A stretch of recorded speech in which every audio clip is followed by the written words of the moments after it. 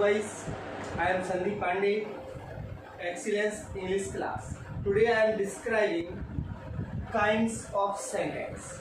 Sentences के प्रकार. General हम जानते हैं सेंटेंस चार प्रकार के होते हैं. First affirmative sentence, simple sentence भी इसे कहते हैं.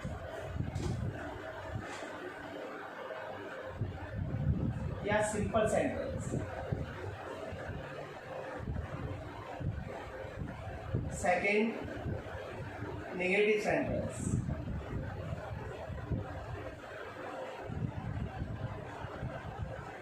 And third interrogative sentence.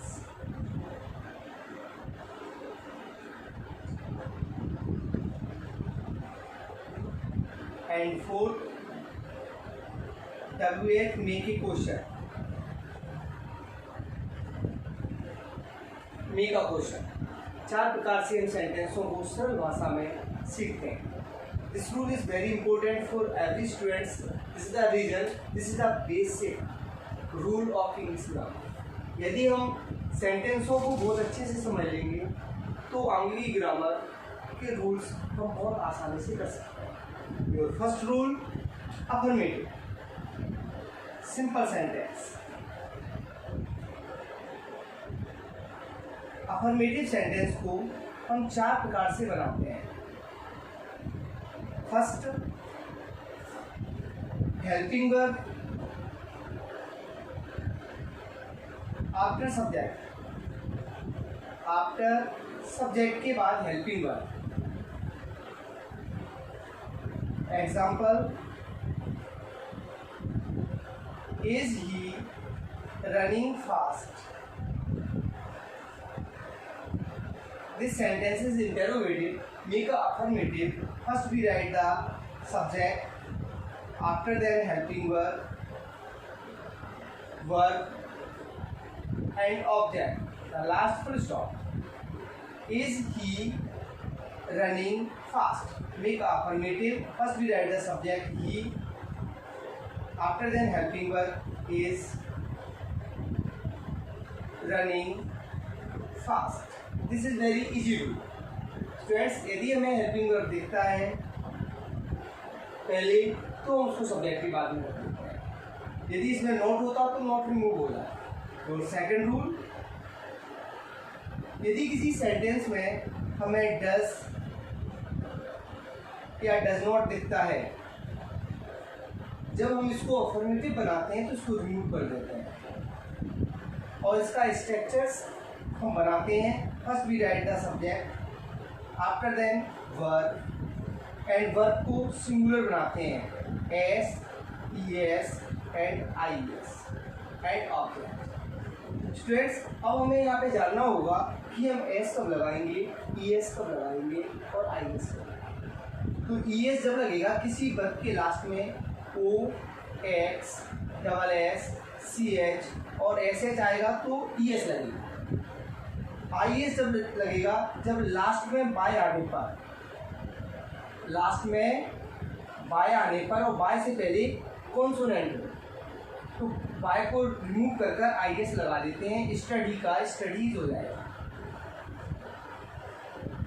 And यदि ये दोनों पोजीशन नहीं बनती हैं तो एस लगेगा जब हम डज या डज नॉट को रिमूव करते हैं. तो as a example, Does Anil write a poem? Write a poem. इसको हम अफर्मेटिव बनाएंगे तो first we write subject Anil, after then verb right.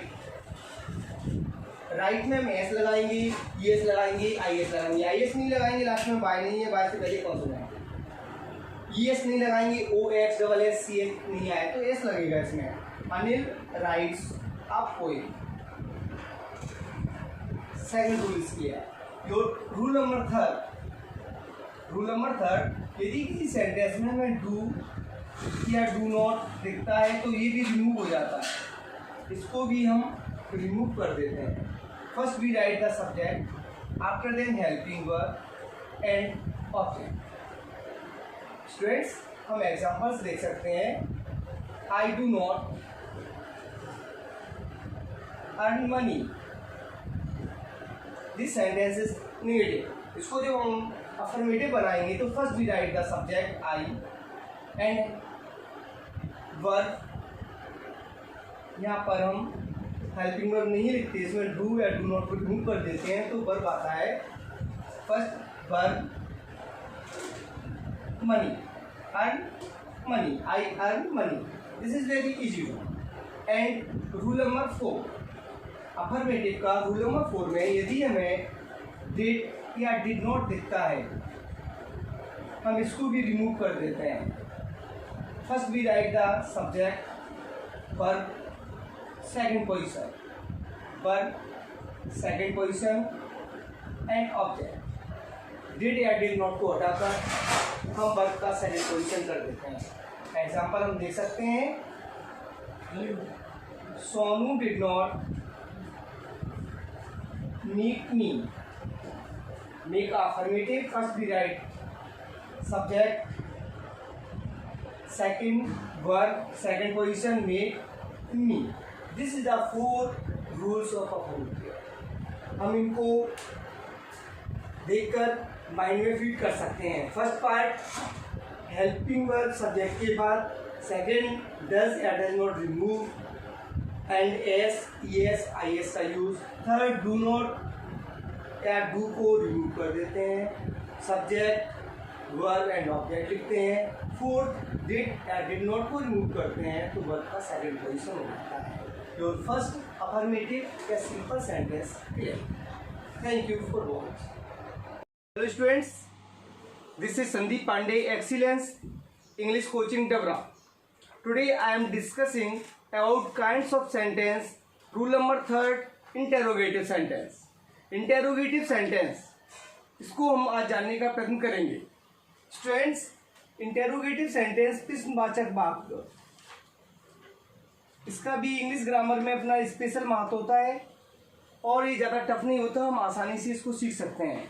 Interrogative sentence में स्ट्रक्चर्स में rule number one, first we write the subject, helping verb and subject, verb and object, the last question mark। पहले हम helping verb लिखते हैं, फिर subject, verb and object।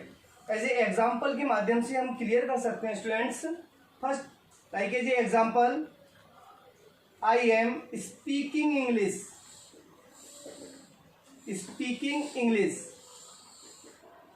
जब हम इसको इंटरोगेटिव बनाएंगे, first we write the helping verb, this sentence is present continuous tense is am और ये हेल्पिंग वर्ब है, इसमें पहले हम हेल्पिंग वर्ब लिखेंगे, am I speaking English question mark. Student, जब भी हम हेल्पिंग वर्ब को पहले लाएंगे कैपिटल से और आई इंडिपेंडेंट लेटर है और ये हमेशा ही कैपिटल में आता है। Rule number second, structure number second, यदि किसी सेंटेंस में विदाउट हेल्पिंग वर्ब, जहां पर हमें हेल्पिंग वर्ब नहीं दिखती, तो हम इसमें डू डज डिड का यूज करते हैं। इसका जो स्ट्रक्चर्स बनाएंगे हम, सबसे पहले हेल्पिंग वर्ब में do, does, did, subject, verb, object, verb first position. As a example, he sings a song. Students, इसमें डू डज डिड में से एक लगना है, इसको निश्चित करने के लिए हम छोटा सा एक चार्ट को ध्यान रखते हैं। डू का यूज हम जब निकालेंगे जब वर्ब का फर्स्ट पोजीशन होगा और सब्जेक्ट प्लूरल होगा। डज हम जब निकालेंगे जब वर्ब सिंगुलर होगा, S E S I S लगा होगा, और डिड हम जब निकालेंगे जब वर्ब का सेकंड पोजीशन होगा। ये हमें ध्यान रखना है, जब हम डिड का यूज करते हैं तो वर्ब फर्स्ट पोजीशन हो जाता है, जब हम डज का यूज करते हैं तो वर्ब में एस या ई एस को रिमूव कर देते हैं। In this sentence, look this sentence, S दिख रहा है, सिंगुलर वर्ब है, डज का यूज हो जाएगा। तो पहले हम निकालेंगे डज, ही, फिर इसका एस हटा देंगे, सिंग अ सॉन्ग। ये भी आसान है, हम कर सकते हैं। Other example, she wrote a letter. इसमें helping verb, this is the second form. First we write the did, see, जब डिड हमने यूज कर दिया तो वर्ब का first position, write a letter, question mark. Students, इसमें कहीं हम कंफ्यूज होते हैं इस वाले सेंटेंस में। आई कट ट्री, आई कट ट्री, इस सेंटेंस को हम पास्ट इंडेफिनिट में भी बना सकते हैं सेकंड फॉर्म मानकर, और प्रेजेंट इंडेफिनिट टेंस में भी बना सकते हैं। इसको यदि हमें क्लियर करना है तो प्रेजेंट इंडेफिनिट में बेस्ट रहेगा। क्यों रहेगा? क्योंकि यहाँ वर्ब का फर्स्ट पोजीशन मान सकते हैं हम, और सब्जेक्ट प्लूरल भी आपका यहाँ पर है, तो हम आसानी से। और ये भी कहा जाता है कि जब हमारी प्रॉब्लम पहले ही सॉल्व हो जाए तो हम उसको लंबे समय तक काम कर कर सॉल्व क्यों करें। तो प्रेजेंट में जब हमारी प्रॉब्लम सॉल्व होती है तो हम पास्ट तक नहीं जा सकते। स्टूडेंट, यदि ये होता है इसमें आई कट ट्री यस्टरडे, तो यहाँ पे डिड कन्फर्म होता, लेकिन यहाँ पर ऐसा कोई वर्ड नहीं दिया है जो पास्ट को 100% शो कर रहा है, तो हम डू लगा सकते हैं। Do I cut tree, question mark. Student, rule number third, rule number third, इस वाले सेंटेंस में कभी कभी do does did as a verb के रूप में आता है। Do does did as a verb, जब ये वर्ब के रूप में आता है, हम एक एग्जांपल के माध्यम से देख सकते हैं। I do it. स्टूडेंट्स, इस वाले सेंटेंस में हमें हेल्पिंग वर्ब निकालनी है, तो ये कंफर्म है कि ये इसमें भी डू डज डिड में से एक हेल्पिंग वर्ब निकलेगा। तो किस प्रकार हम जो हमें दिखता है उसको हेल्पिंग वर्ब भी मानेंगे, उसका फर्स्ट पोजीशन डू और करेंगे। इसका स्ट्रक्चर्स बना सकते हैं हम कि सबसे पहले डू डज डिड में से हमें एक लगाना है, प्लस सब्जेक्ट, वर्ब का फर्स्ट पोजीशन करना है। ये तो फर्स्ट पोजीशन नहीं है तो डू ही रहेगा, यहाँ पे डिड भी होता तो भी डू हो जाता। और ऑब्जेक्ट, इसको भी हम आसानी से बना सकते हैं। आई डू इट का बनाएंगे हम do, I do it, that's clear. She did work, इसको यदि हम बनाएंगे तो इसका होगा सी, इंटेरोगेटिव बनाएंगे तो फर्स्ट भी राइट है helping verb did, she do work. ये हमें डू का ध्यान रखना है इस सेंटेंस में। स्टूडेंट, हमने इंटेरोगेटिव सेंटेंस को 3 काइंड से भी सीखा। फोर्थ नंबर का जो काइंड होता है, यदि आपका two part of helping verb, two part of helping verb, तो हम पता है फर्स्ट पार्ट को पहले रख देते हैं और सेकंड पार्ट को बाद में रख देते हैं। इसको एग्जांपल के माध्यम से हम सीख सकते हैं। I had been calling since morning. इस सेंटेंस को यदि हम इंटरोगेटिव बनाएंगे, first we write the first part, had I been calling since morning. Student, rule number 5, इसमें कभी कभी वर्ब के रूप में हैज, हैव, हैड आता है as a verb. Have, has and had verb के रूप में आता है, तो इस सेंटेंस में डू डज डिड निकालते हैं as a verb, as a verb. As a example, she has a cap. Students, यहाँ पे थर्ड फॉर्म नहीं है, हेल्पिंग वर्ब नहीं है, यहाँ पर टू भी नहीं लगा हुआ है, मॉडल वर्ब भी नहीं है, तो ये वर्ब है।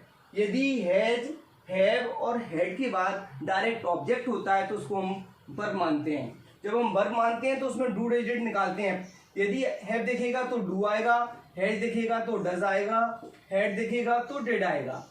उसके बाद सब्जेक्ट, सब्जेक्ट के बाद वर्ब, वर्ब इसका फर्स्ट पोजीशन करना पड़ेगा। जब डिड आता है तो सेकंड पोजीशन का फर्स्ट पोजीशन हो जाता है, जब डज आता है तो सिंगुलर का प्लूरल वर्ब हो जाता है, तो हैव और ऑब्जेक्ट लिखते हैं। स्टूडेंट, हम इसको बना सकते हैं। सी इंटरोगेटिव बनाएंगे तो first we write the helping verb, does she have a cap. हमने 5 काइंड से इंटेरोगेटिव बनाना सीखा।